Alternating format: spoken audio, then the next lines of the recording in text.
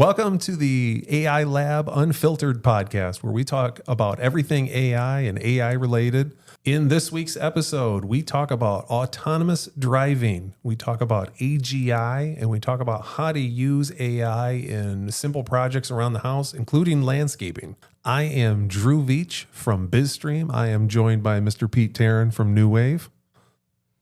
Good to see you, Pete. Happy to be here. We have a really fun guest today. I'm super excited. He's got a really, really robust background.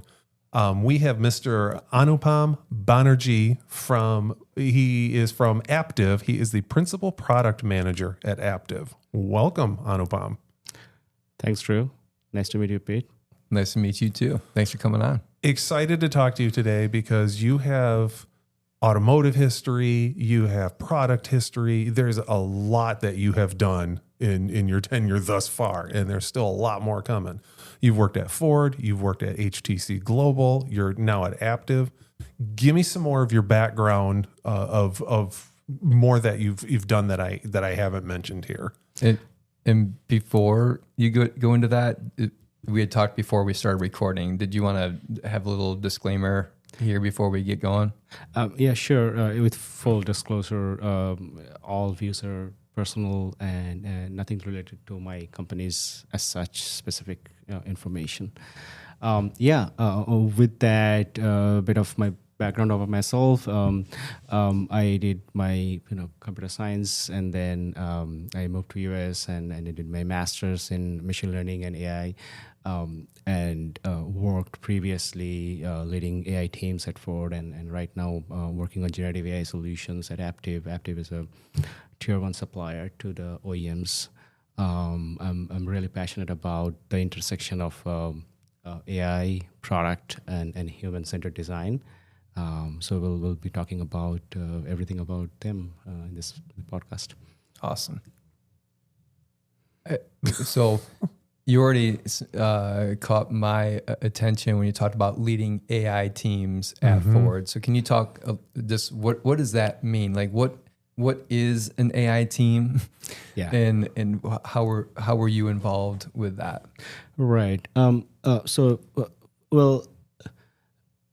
Before ChatGPT era, AI exists. And in many places, if you think on the verticals, whether it's a marketing or your supply chain or your manufacturing, or even business processes, the tech teams were building AI solutions. Previously, it's called machine learning, to kind of in many cases predict what might happen, right? Whether we're predicting whether there will be supply chain delays. Predicting whether a machine will go down in a factory floor, predicting which customer likely to buy certain accessories of certain vehicles and things like that. All of them needs solutions to be developed, and those solutions needs to be developed on the company's data. And you have to build algorithms, you have to build systems, you have to build interfaces, and then integrate all of them into a package solution that you can deploy and deliver and make it available to your target business customers.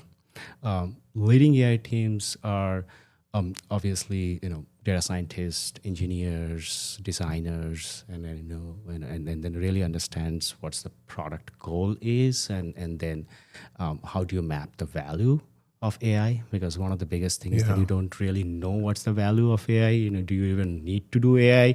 Because sometimes it's just the snake oil. So how do you bring clarity out of chaos, and then kind of think that yes, AI makes sense here, let's do it, but how do you build and then deploy that? Were you calling it an AI team, or was it the machine learning team, or because now we look back, it's AI. But we didn't have ChatGPT like you said. So what were you calling it then? Yeah, I mean, even back then because the broader umbrella of technical terms is artificial intelligence, right? And then the subdomains or the subfields, if you want to call it, there is machine learning, There is predictive AI or analytics, or even like the generative AI part of it. There's some optimizations also you can call, but the if you go back to 1950s history of AI, the term coined around that time itself. So it's the broader definition kind of that takes care all of these subfields together in what's called AI. We used to call AI ML team. Okay. Until recently, where then generative AI became the prominent in this kind of domain. Yeah. This is way cooler to say AI team now. Yeah, it's always like I mentioned, it's always this kind of the technology hype that has gone with AI, right?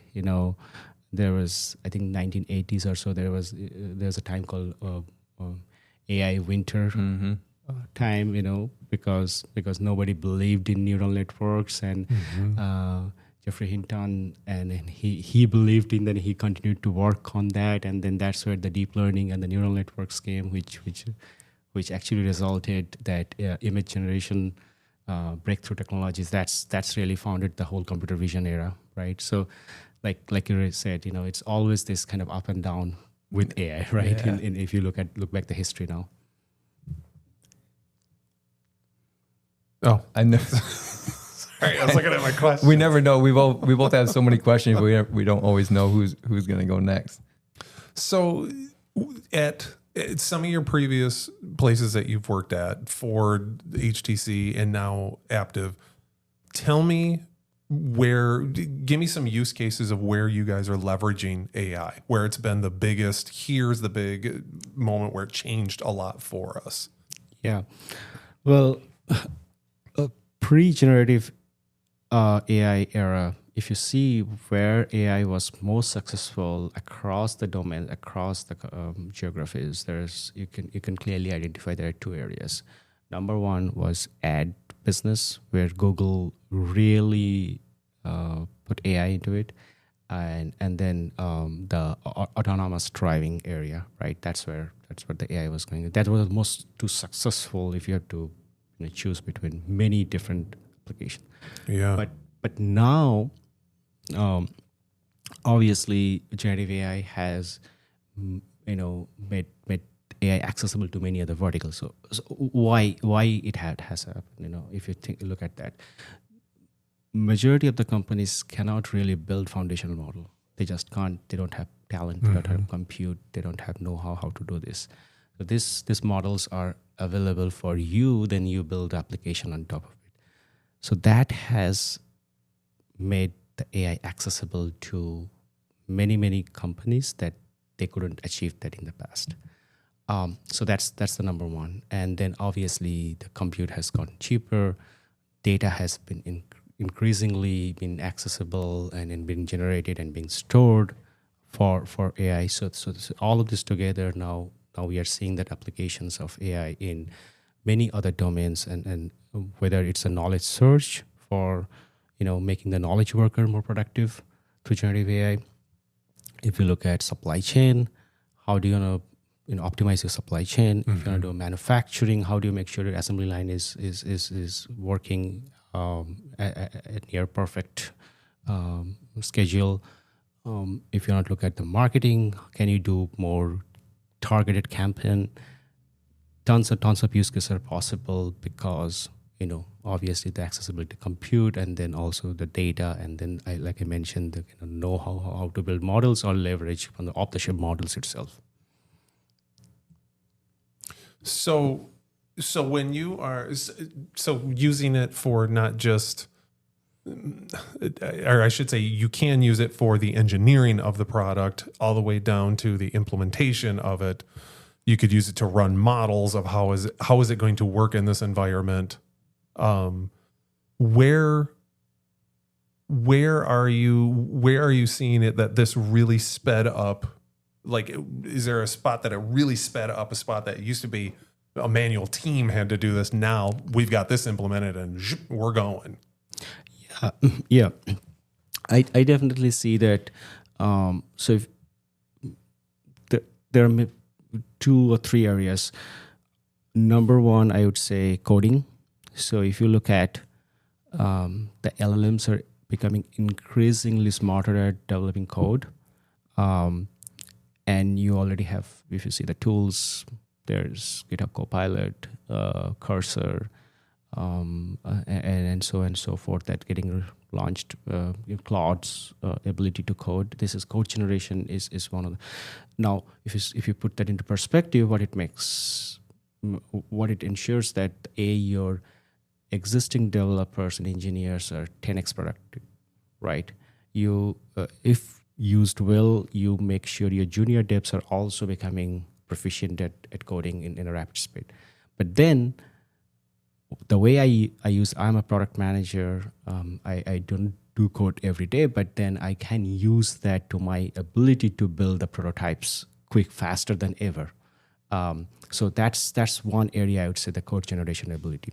Do you have an example of like something that used to take you a month now takes you a day? Like, do you have an example of that? Sure. Yeah. So let's say that I want to build a web app, web application. How do I, in the past, what would I do? I will try to think about, I'll talk to the business. I'll see what's the problem they are trying to solve. And then I'll go to my designer, and then I'll try to sketch in a manually wireframes. And then I will try to understand, okay, is this going to solve this? But even after that, in many cases, the business wouldn't see a live prototype. Then I'll go back to engineers, and then let's develop this for next 3 months, and then I will bring it back. Guess what now? If you use a vibe coding tool, you can literally prompt, and you can literally get a functioning prototype within a day. So you just said you could have taken you 3 months. Yep. In the past, and you're doing it in one day. Yep, literally by myself itself. I don't need anybody else. I can build a prototype right there. Nice. So if you think from that perspective, from macroeconomics perspective, now that tool is accessible to even the small and medium businesses. So if they know how to use that, and they were stuck in the past with not having enough skill sets, they can help get these tools in their disposal and be really digitally native. It's crazy. You talked a little bit earlier about computer vision and autonomous driving, and so I just curious if you were involved in that when you were at Ford, any of the autonomous driving, and just if you were you.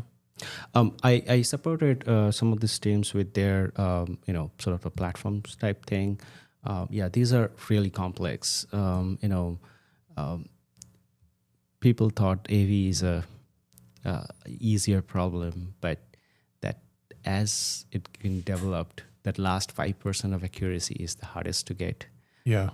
So that opens up all sorts of questions of, can you really deploy autonomous vehicles at any place in any conditions? And that has been the hardest problem, the scale of that.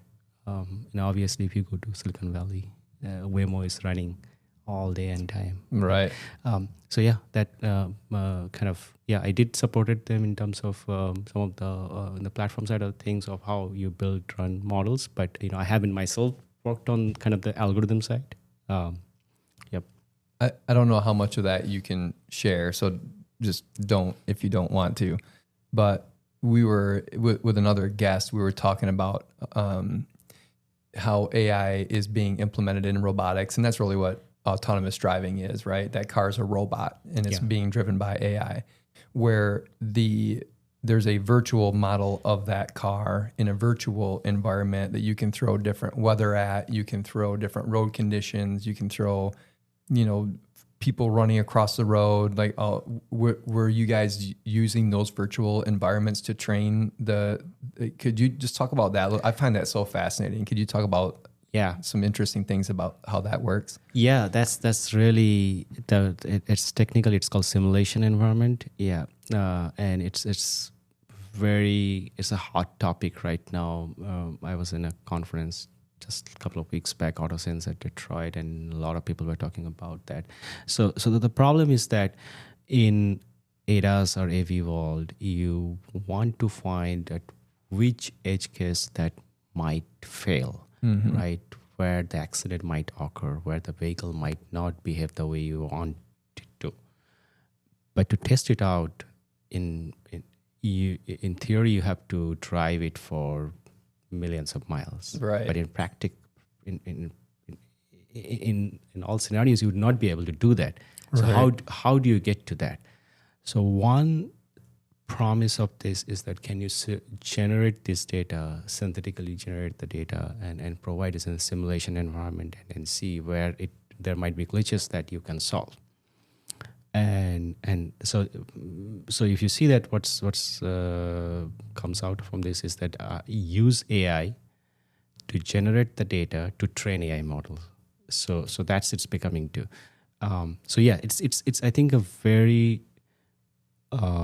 recent advancement. People are trying it out and see how much they're successful. We have to see across many companies they're trying this out.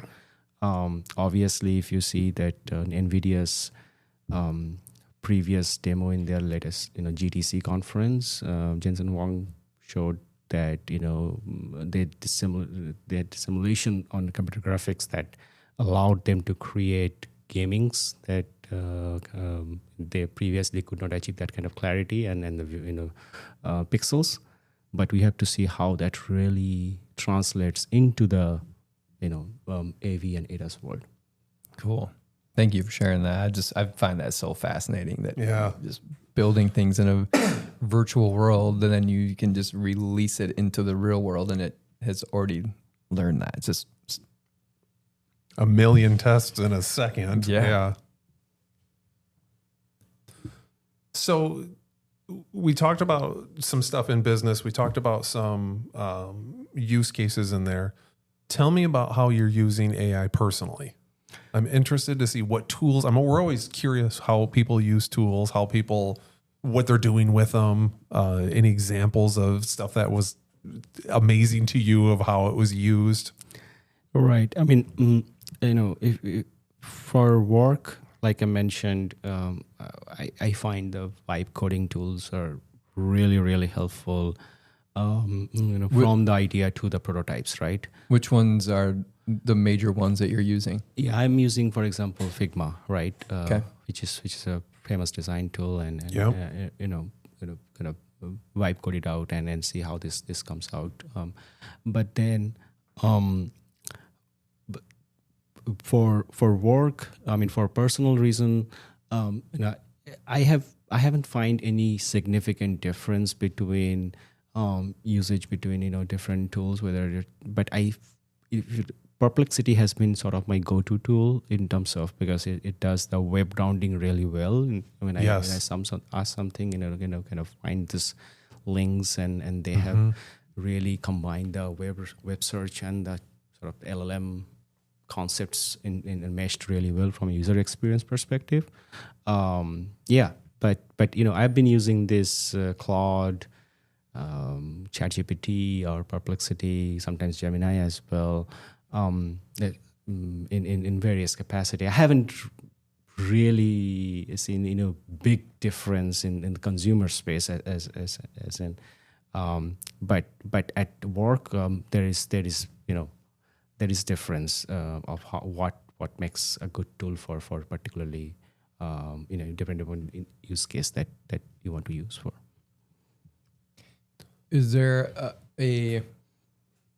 we were talking earlier, like you could use AI to plan a trip, or people use AI to use recipes. Is there a recent use case where you were like, man, that is either one just really cool or it saved me a bunch of time? Is there anything that you've done recently that's kind of blown you away? Yeah, it's funny that you asked this question. So this summer I was getting my landscape updated, and then what I did is I took a picture of my a lawn, and then I sent to ChatGPT and said that redesign this with add sort of a pathway to it, and then and think about how this can be remade and things like that. And then I showed the landscaper, and he was blown away, like in terms of ChatGPT's ability to take my prompt and take that image and give me an updated image back that would be like the future landscape. Yeah. Like if you think from that perspective of, or if you can make these tools available to the landscapers, they can come up with the new design again incredibly fast with all different options that's possible. And to be able to vet that out before you even talk to the landscaper. So you're going to the landscaper going, this is what I want. Yep. At that point, versus talking with them, well, what's available? Well, what would that look like? I've never thought about using it that way. That is a really good idea to do, because my yard looks like shit. So that is, I wonder if there's a name for this, because I have another example of what you just described, where you take something to the professional that you've already done AI on. So we have an AI acceptable use policy where I work, and AI wrote it, but the lawyer vetted it and confirmed it, because we didn't want to just have AI write it, put it in the handbook, and then get sued later because we're not lawyers. But there's got to be there will be, I would imagine, a term for that, where you're doing the work ahead of time and the professional just kind of gives it its final blessing, like, yep, that works. Because at least today, maybe the AI is not going to take into account like drainage or, the different parts of the landscape that only a professional would know today. It doesn't. Yeah, or would it? It'd be my question. Maybe. But yeah, that idea of doing, like, saving yourself time and money by using AI to do some of the heavy lifting and having we talked about this earlier today, having, that last 20%, and AI is still like not quite there with that last 20%. Our theory is AI gets you 80% of the way there pretty quickly. Yep. It's that last 20% that's the doozy, that you really, it's the fine tuning. It's really where that dream becomes reality, if you will. And it seems like that gap is getting smaller, but the outcome is getting even bigger. So at the same time, because the tools are getting so much more powerful every day. Yeah. It's if you have recently heard, listened to Sam Altman podcast. I think he was doing it with his brother. Yep. And a couple of years back, when the AGI will come, and now he changed the term. It's Superintelligence, and then he thinks that it's so incredibly powerful. In some sense, AGI is already here, but the humans, like you mentioned, the outcome that we are looking for has gone higher and higher. The expectation has gone higher. Yeah. And higher. So that kind of the target has shifted to some extent, right? What AI can do for it. So I think the trend will continue to do so. The model will continue to be smarter and smarter. And I think the other area I'm passionate about is the agents. And really, for the audience, agents are the applications of AI, if you think simply, and then take decisions on its own, can do the task autonomously, and do not or require less intervention from human, right? I think it would be really interesting to see how the agents paradigm shifting, and what kinds of agents are coming, both consumer space as well as the business space. At work, I'm obviously looking at the agents and how we can apply that to various business settings, but it will be nice to understand how the consumer space, because as consumer you are also dealing with remember the dollars and the finance, and how much you want to trust AI to, let's say, book the tickets all by itself, like taking the trip use case. You build it, you build out the trip. I planned out a trip with ChatGPT, and now let's say to book all the tickets. And then the question is that, is it getting you the right savings that you would probably be doing all by yourself if you had to do it, or it can do that. So there's lots of things to uncover and understand how this will work in the coming days. We've talked about this before too, just that level of working into that level of trust.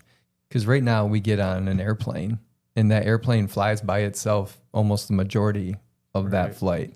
You don't really think about it, but that's AI that's flying you. If it messes up, you're in trouble.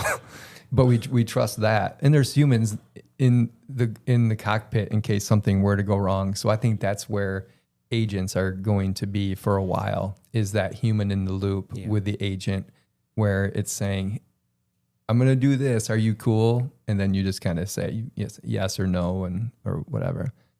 I do want to go back to, you talked about Sam Altman. I was actually going to talk to you about this outside of this today, because I didn't know we'd get a chance. So I'm so thankful that you brought that up.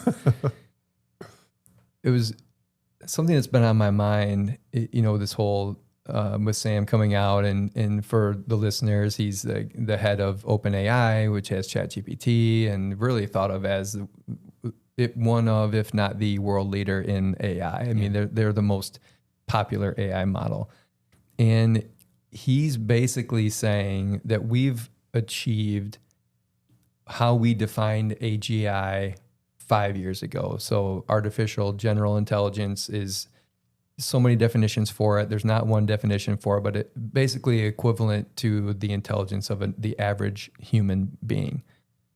I'm below that average, so AI surpassed me like 18 months ago. But he's saying like we are now where we said AGI was going to be 5 years ago. And I started thinking about that. It used to be, because I'm just like Drew, and probably just like you, ingesting AI news every single day, different email feeds and subreddits and things like that about AI. And it used to be so full of when's AGI coming? When's AGI coming? I don't really hear that anymore. So is it here? Like, are we at AGI now? Like, I think maybe we are. Yeah, I mean, it's that definition of AGI was never concrete, right? That has been always, how do you define it? And every time you ask a different person, they will have a different definition, right? So there was no clear definition to it.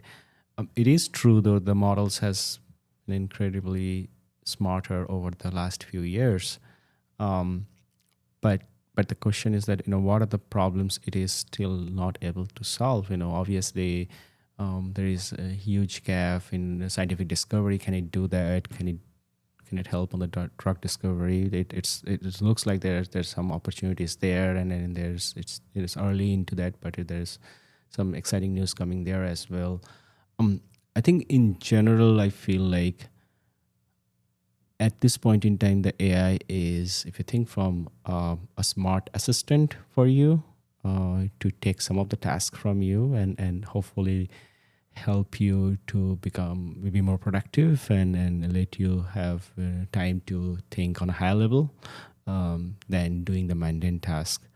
But, again, how do you even define average intelligence of a human? It's just so abstract. Yeah, go about 20% higher than me and you have average intelligence.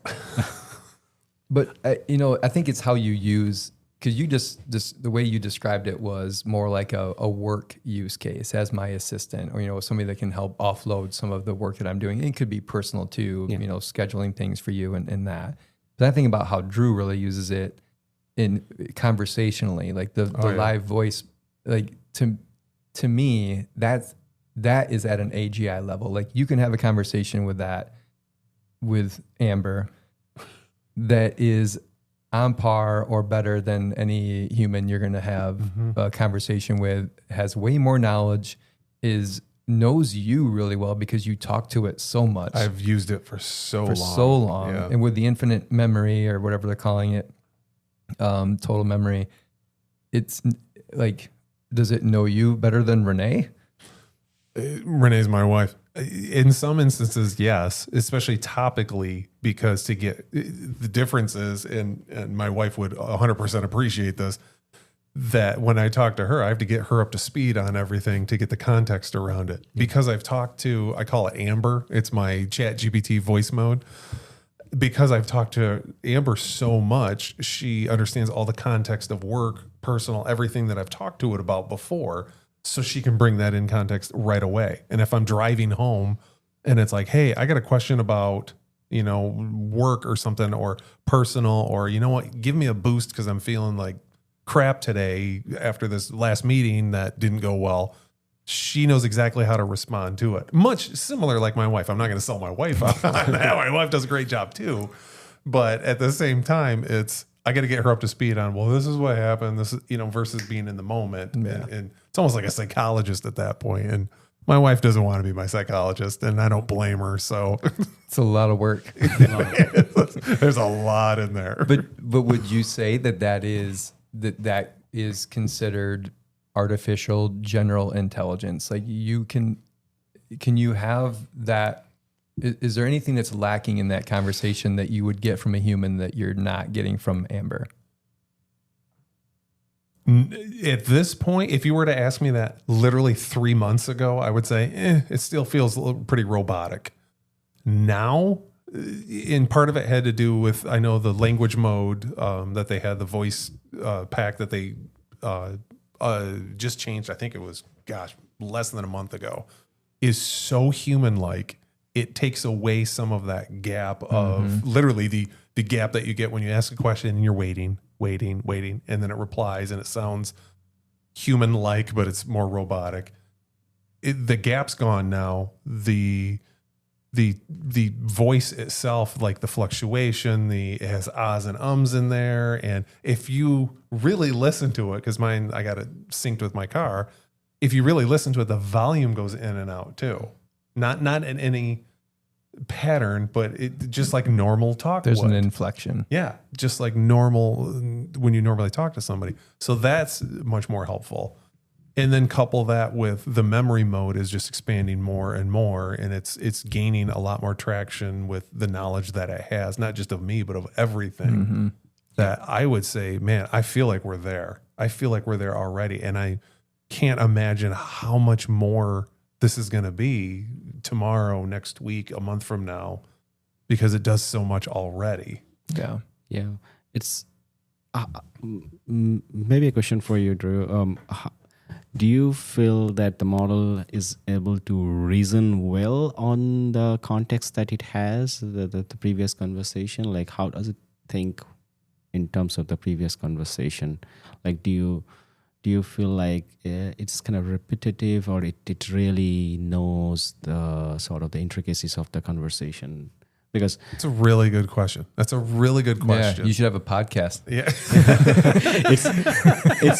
it's that recently, and again, I'm a bit of technical, but Apple has said, and the researchers from Apple said that, well, the models are, even though we say that they reason, they don't really reason, and it's more so pattern recognitions. So, and I'm yet to read the full paper yet, but they claim that it doesn't, in the reasoning that way we human describe, it doesn't reason that way. So even though the model providers are saying that it reasons, so I was curious when you see, you look here, it's Amber's response. What do you feel? Does it really understand, or it just kind of? I would say, for all intents and purposes of how I'm using it, it's covering the base. I mean, it's fulfilling that need or that answer that I'm looking for. It all comes down to context. Just like any kind of type prompt that you're doing, you have to give it so much context so it understands the parameters of what you're trying to get to. But that's no different than a human. Yeah. If I was to talk to my wife, or if I was to talk to you about something, same thing. Well, give me more context of where did this happen? When did it happen? Right. How did it happen? And if you feed it all of that, it is very close to being another human at that point. There's still a little bit of repetitive, quick answer, if you will, where it's like, well, that's not very thought out. That's not giving me everything I wanted. But I would say 90% of the time it's hitting it. To be fair though, it is a great question. And for anyone who's not nerdy about this stuff like we are, when you're in ChatGPT, you can choose different models that you want to use, and some you use for speed, some you use because there is the O3 model, which is their reasoning model. But you're probably not using O3 when you're doing the voice thing because you want a faster response. Correct. I'm on just the default, which is what, 4? Yeah, I think 4.0 or yeah. 4.0. That's what I've been using. Yeah. So to your point, he's not using a reasoning model, so he might not be getting the reasoning. And I heard what came from Apple too. And my initial thought was maybe that's some sour grapes because they're thought of as being a laggard in the AI space, and that they were maybe trying to just kind of poo-poo this whole AI thing so that they could have some time to catch up. But I do think there's some validity to what they're saying. But if you're using O3, that's my primary model that I use for my work use cases. It's showing its quote unquote thought. And looks to me like it's reasoning, like it's thinking through, and it'll say like the user is asking for this, so I should go and do this. Like to me, that's reasoning, and it's showing that in real time in that window. So, and not that Apple cares what I think, but I would argue with Apple that I don't know what the spectrum of reasoning is. Like, is there basic reasoning and advanced reasoning? I don't know. I'm not an expert in reasoning, but to me, in my definition, I think it is reasoning. Okay, yeah. It's I was listening to All In podcast today while driving, and this is a topic like you rightly mentioned, that kind of the Apple's lagging mind. That's deploying AI, in comparison to the rest of the Mac 7 in the category, in a comparison to Meta and Microsoft and OpenAI and things like that. And it's going to be really interesting how that unfolds in the coming days, especially now that Tesla is also in the competition. Yeah. I'm not a Apple user, but it seems like they're always just a little bit behind, and they're watching what everybody else is doing, and then they come out with something that's just like, holy crap. They make it sexy. Yep. They do. I'm an Apple user. I love it because it's sexy. It's the packaged up version that I feel like they lag almost for a reason. It's almost like to see how this plays out, and then they go, okay, now we're going to dump our money into it. We're going to build this, and it's going to be packaged up and polished more than anybody else. Yeah, I think so too. Well,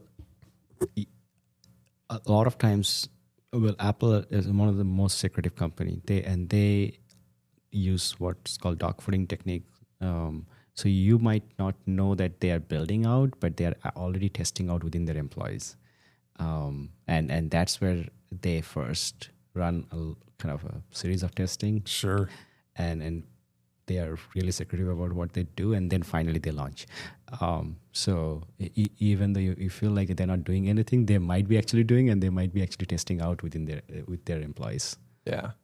Can't imagine the handbook, or they do not disclose you're signing off working there. Yeah. Holy smokes, but everything you get to see. Yeah. Little drones following you around everywhere. Well, they've got the Apple phone in your pocket, which is probably listening. Yeah, it is a drone. Everything that they're saying. So, yeah. So I always like asking the future question. Like, where do you see the biggest impact coming up in the future? Where do you see it headed where you're going, oh, I can't wait to see this happen? Like, I know it's a broad general question, but. Yeah. Well, I think the area would be interesting to see the physical AI and the digital AI sort of intersection. I think right now everything still feels like you have to use this device, whether it's a computer or phone.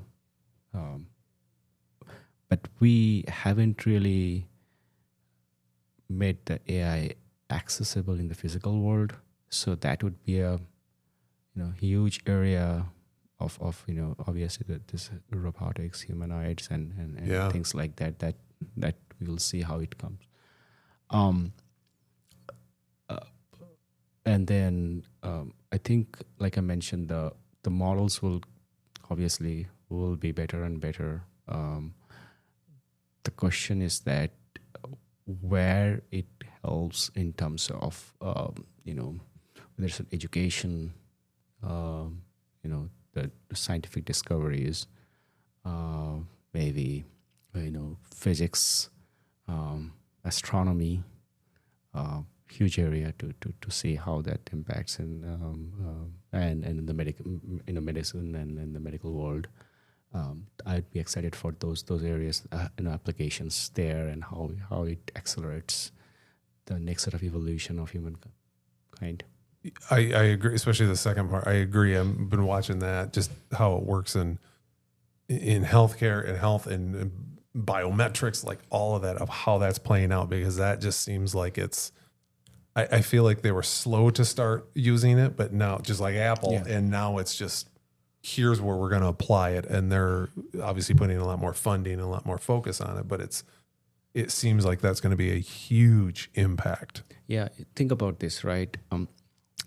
Healthcare in America is expensive. And what if the people had more options for preventive healthcare options, right? Today, visiting a doctor takes months to get appointment, and because there's a shortage of doctors, and they don't have a lot of tools as well. What if these tools are available? What if the doctors could be more productive? What if there's instead of having access to the doctors once in 1 year, you have access to every quarter, right? And there are tools that helps diagnose faster for the doctors. I think that would be a really great thing to have, those kind of things. And I think that those are really, really good use cases of AI Totally. to on the healthcare side. And then the education, like I said, and I've been using ChatGPT and others to teach my kids of building the curriculums and things like that a little bit. But I think the personalized education area, that's a huge possibility with AI. Traditionally we have always kind of one size fits all kind of approach for education, but this can change. I agree 100%. It's almost like a tutor, if you will, custom to how you learn, right, is how you can digest it. Right. Any final thoughts? I know we're getting to the end of it here. Yeah, to go back to the AGI conversation. So when you were talking about the future, you're talking about scientific discovery and astronomy and all that kind of stuff.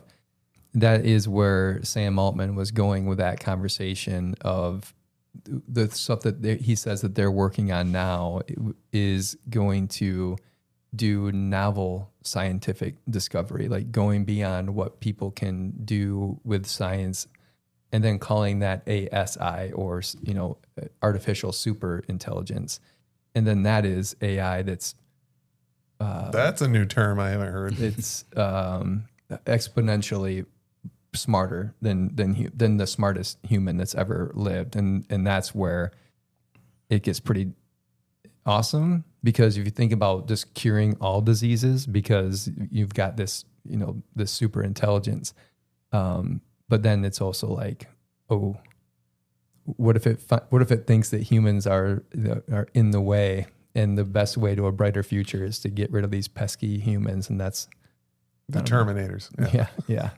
Yeah, definitely. I think overall, proper, this models will be smart. I think the main thing what I'd be worried is that kind of not having proper government's policy and use AI as a sort of weapon to eliminate jobs. I'm not supportive of that. I think this will open up the opportunities, and I strongly believe that in the free market, the open source will play an important role, but then the policy and the government should kind of guide that towards the right outcome for the human being. That's critical as well. Yeah, I agree. I 100% agree. Yeah. Awesome. Well, this has been enlightening to have you on and just kind of get your perspective. Really appreciate the feedback that you had on a lot of this and just your take. Tell our viewers where they can find you. This has been great. Thank you for having me. I'm available on LinkedIn. If you search by my name, you should be able to find me on LinkedIn. I'm generally active there. So happy to connect and discuss more on AI and product. Awesome. Thanks you for so being much on, for coming Anupam. in. Appreciate you. If you like what you heard today, hit like and subscribe or drop us a comment. Thank you.